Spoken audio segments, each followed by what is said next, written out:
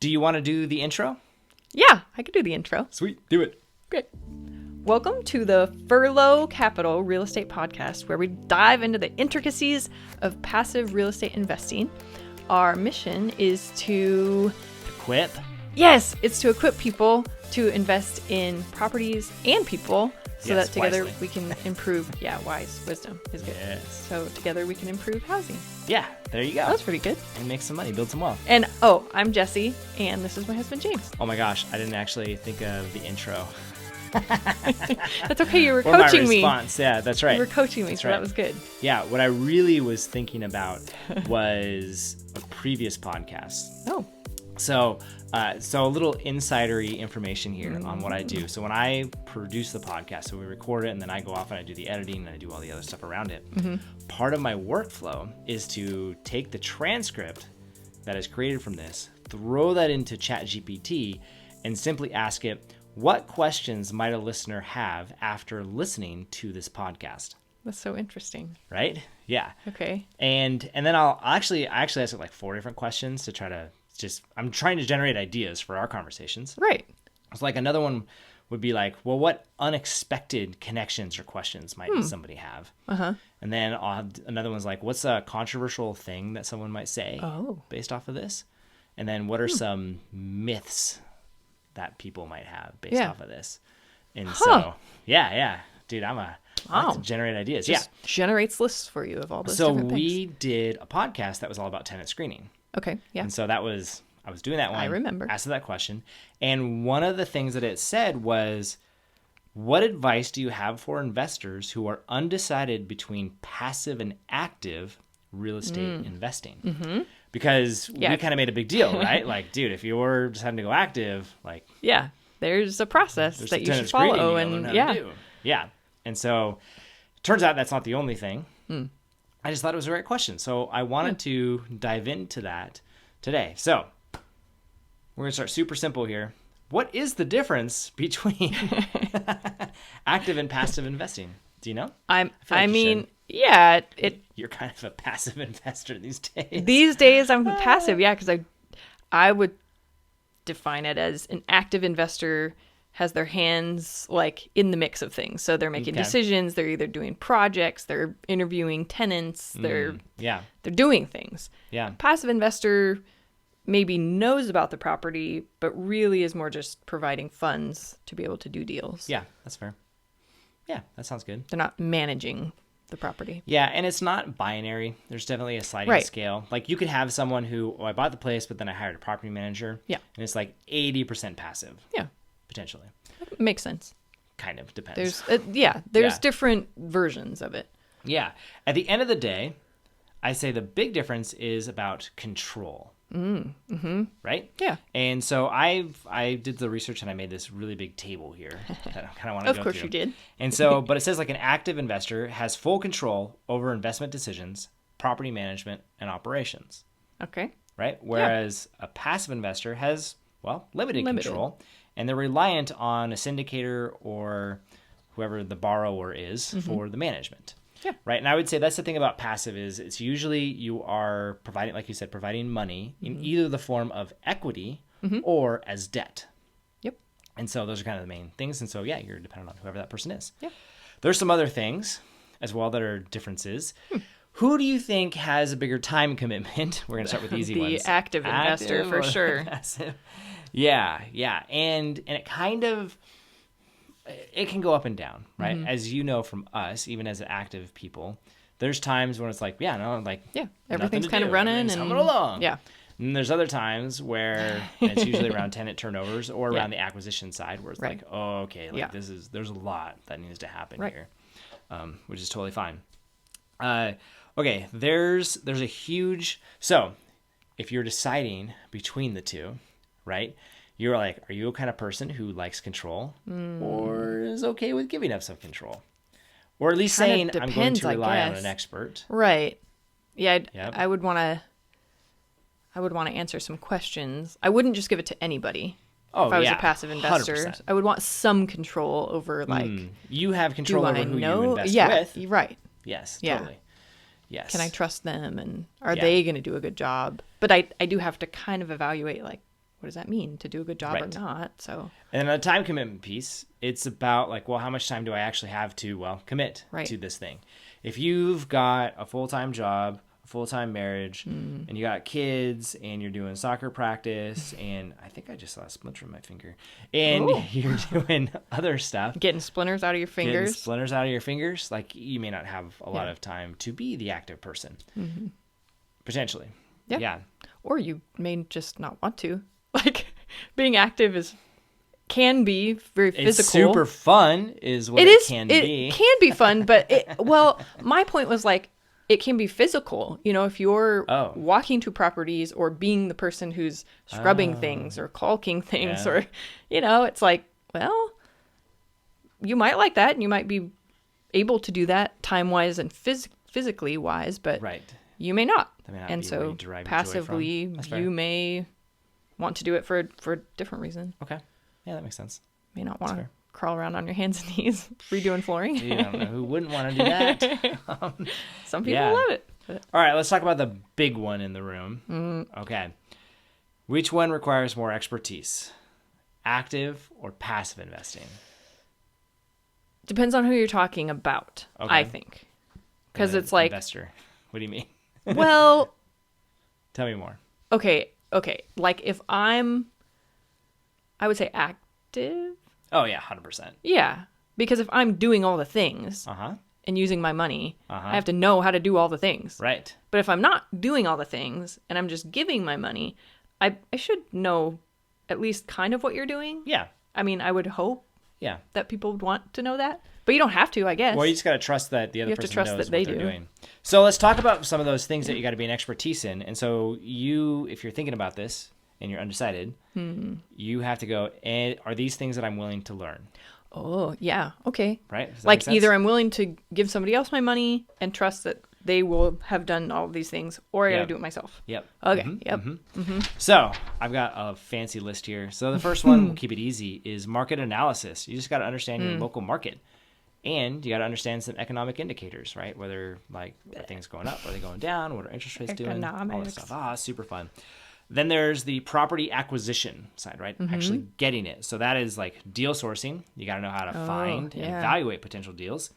And you got to know how to negotiate for them, which I think is super fun. Not everyone does. There's just the straight up underwriting, right? How do you calculate your return on investment, your cash flow, your cap rates, and other key financial metrics? You got to be able to do your due diligence. Yeah. Be able to either walk through a property and see everything, or be able to read an inspection report and get information out of it. And ideally, you also have your hat on for value add opportunities. Here's how I can make this a good investment. Yeah. By making stuff better. So, like, those are all things just in the buying side. Right. That's really good to be an expert in. Then there's the financing, right? Understanding the financial options that you have, whether or not you're doing a private loan or a sub-2 loan or traditional financing, and that's like residential, commercial, SBA, agency debt. Like there's a couple of them out there. Yeah.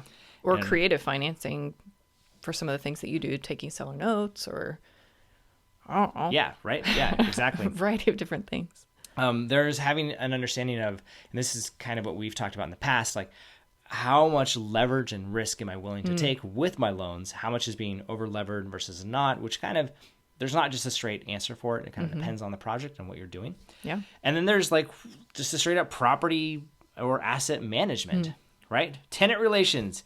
You got to market to them. You got to find them. You got to screen them. You got to sign rental agreements, and hopefully they're legal. You then have to collect rent, and you have to do, what's it called? Conflict resolution. Yeah. Like all that kind of stuff. Yep.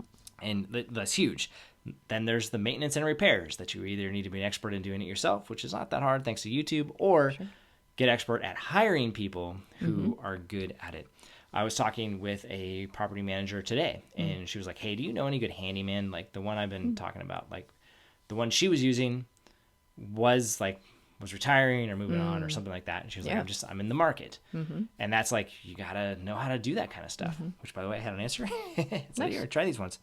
Or vendor management, right? Working with contractors and service providers, whether that's for lawn care, laundry service, cleaning, all that stuff. Which again, it's not that hard, but you just got to be willing to be like, all right, I'm going to learn how to do this and figure out how it all works. You got to know something about insurance, that kind of thing. And what are different ways that you're going to mitigate risk just in general. There is a legal and regulatory compliance piece. Tenant landlord law is a thing. Yeah, you have to know how it works. Yeah, like otherwise you get into trouble. Dude, so many times. And that's not one of those like you learn it once and you kind of like it's constantly changing in Oregon at least. And so you got to stay on top of it for sure. There's different building and zoning codes that you got to be aware of. Can't just start cutting something down and putting something up. Yeah, it's like I've got a project right now that is under contract and we're looking to close in a couple of weeks. And one of the things that we had to call and learn about was, okay, can we split this lot? And if so, cool, like how does that work? And if we want to build an ADU, how would that work? And ultimately, we're not going to be the ones to do that, but we're going to sell it to someone else who will. And so, but we needed to learn enough to become expert enough to say like, okay, this is a thing, you can do it. Here's kind of the process. So you got to know how to do that. There's just like straight up financial management.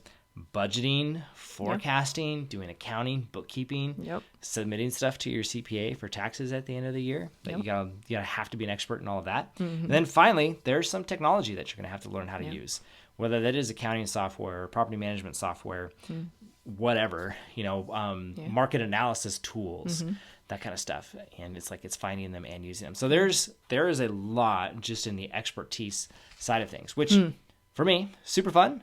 Yeah, I love it. And and what you heard was like, yeah, okay, I think I could do that, and I feel like I got the time to learn them, and it seems interesting. Sure. Awesome. Go for it. Do it. Yeah. I would recommend.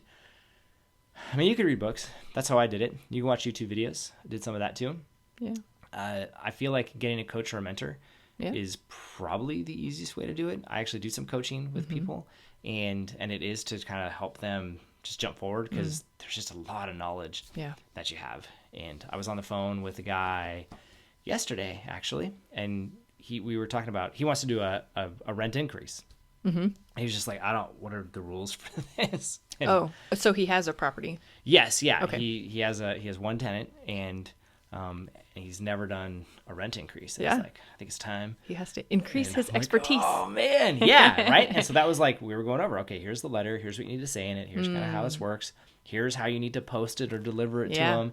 Like all those. He's like, okay, there's some rules about all of that. Yeah. Which is great. Right. And he's learning and he's got the energy and the enthusiasm to do it. So like, perfect. Yeah. Let me walk you through it. But by him essentially having me as a coach, he was like, okay, like, here's your answer instead of him doing hours of research. Yeah. Finding a coach. All right. Which one? Advice. Here's an interesting one. Which one do you think is a higher potential return? Active investing or passive investing? I'm kind of moving on from the other one. Active investing? Yeah? Well, why do you think that? Help me out. Well, if I'm an active investor, I put my money into the deal and I get it back out. But if I'm passive, I put my money in. The active investor takes a cut, and then I get some back, but not all of it. That's true. So, but I get my time. So, and I don't have to do all that expertise stuff. Interestingly, it kind of depends. Is really? The real answer. Yeah. So, you could make more money passive investing? Yeah, actually, I think you could. Interesting. Yeah, for two, probably more reasons, but for two main reasons. We'll say three reasons. Oh boy. We'll say two. So, first one is if you passively invest with someone else who is an expert, who knows what they're doing, the property will probably perform well. And if they're like, if they're telling you something like, I don't know, it's going to earn a 15% internal rate of return, like you should have good confidence that they have lowballed that number. And 15, by the way, is a really good number. Yeah. If you are the individual owner, if you don't have the expertise and you don't put in the time, you may not hit those metrics, at least in the same time span. Interesting. That's been my experience with most investors. Well, I'm thinking maybe I'm thinking about this wrong. I'm thinking like, if you, the expert, were going to choose between giving someone else your money or investing it yourself, like you'd obviously make more investing it yourself. But you're talking more about the person who really doesn't know anything Well, they're trying to decide which one am I going to do, go the passive route or the active route. But from the very beginning. Or they maybe have been active for a little while, and they're like, okay, I want to scale this thing. Interesting. Or they've been passive for a while. Like, okay, I want to try this on my own now, I guess. Either way. Yeah, because I still feel like if you're going to put in the time and energy and effort, you should be an active investor, because then it seems like you would be able to here's the other thing. Make more. The other part of it is economies of scale. So if you're on your own, you may be stuck in like the single family home, the small multifamily. Yeah. Whereas if you get into a syndication, it could be anywhere from like 30 to 200 units. That makes sense to me. And so it's just a much bigger pie. Sure. And so margins are better. And so you make more money. Yeah. At the end of the day. Makes sense. But I think it also, like, just the expertise of someone who can manage a big project and can hire experts full time to do the work, I think also matters. And so, yes, the sponsor does take a cut. You don't own 100%. There are fees. But it is very possible to actually make more money from a passive one. Yeah. But I also hear, like, if you're trying to decide between buying a single family home or going partner with someone else who's buying a single family home, like, yeah, you should, like, if you're willing to put in the time and effort, do it all by yourself. Right. But it's not quite so straightforward. I also think there's a difference in diversification between them. So let's say you've got $200,000 to invest, and the likelihood if you're doing it on your own is you're going to put that $200,000 into one, maybe two properties. Whereas if you're passively investing in other things, like you could go 4, maybe potentially even 5 or 6, depending on their minimum investment amount. So you can diversify a little bit more. And because you're passive, you don't have to just buy near you. You can buy in another state. You can buy elsewhere. Yeah. So it just gives you further diversification benefits there.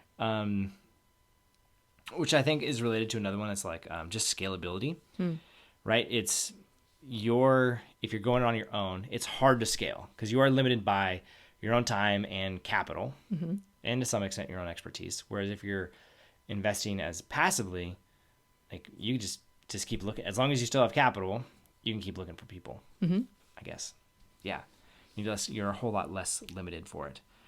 Let's see here. I wrote a bunch of stuff. I'm trying to decide which one is important, which one's not. Like I had one about liquidity, which is kind of an interesting one. Generally, they're both not very liquid because it's wrapped up in the property. So there's no real advantage there. You can't just sell your ownership no matter which one it is. Right. In some ways, it actually might be more liquid if you're active because you can just decide I'm done and just sell it, I guess. So that is an option. That's what I would think. But, yeah. But it still is not instantaneous. Yeah. How about this one? This would be an interesting one. Which one do you think is better for networking and relationships? Or what do you think the difference is for those two? I think if you're an active investor, you're talking to more people who are doing hands-on work. Yeah. Vendors and service providers. Contractors, tenants. Yeah. Totally. If you're a passive investor, you're talking to active investors and or other borrowers. Yeah, it's kind of like you're up the stack. Yeah, you're networking mostly with investors. Yeah. Whereas if you're active, you're networking mostly with contractors, tenants. Yeah. Yeah, which I think is kind of interesting if you think about that saying, like you're the average of the 5 people you spend the most time with. So I think that can kind of matter on your mindset and how you think about things. Yeah. I think can be interesting. And then finally, what do you think the difference is between in transparency of a project for active versus passive investing? Transparency to whom? To you, of the project. Well, if you're active, you know everything. Yep. You should know everything. Yep. If you're passive, you're getting whatever your sponsor tells you. Yeah, no, totally. So find a good one that communicates, I guess. So that's another one of those, okay, so if you choose to be active, you're like, look, I'm going to have full control, which means I get full transparency, but I'm also taking, it's my time to do it. For the most part, you might hire a property manager, I guess, but still, you got to manage them. Yep. It's going to require a lot of expertise. The diversification, liquidity, there's a little bit there. Whereas if you are passively investing, you're giving up some control, but you don't have to invest as much time, and you don't have to be as much of an expert, but you also give up on some of the transparency. You don't know quite as much as what's going on with it. Those are kind of like those big buckets that I think about with them. So if you are actively investing, awesome. My next step that I would recommend would be like either buy a book, watch some YouTube, find a coach. That's kind of one of those three is where I would start. And usually I'm like, buy a book. And if you find yourself reading the book and really enjoying it, you're on the right track. Yeah. If you're like, I can't stand this. Like, okay. Maybe consider passive investing. Maybe consider something else. Yeah. If you are on the passive side, trying to decide like, okay, what is my next step for that one? I think, well, ways, you're already doing it because you've listened to this. Yeah. So yay. And I would say like, talk to a sponsor, ask them some questions, get to know them.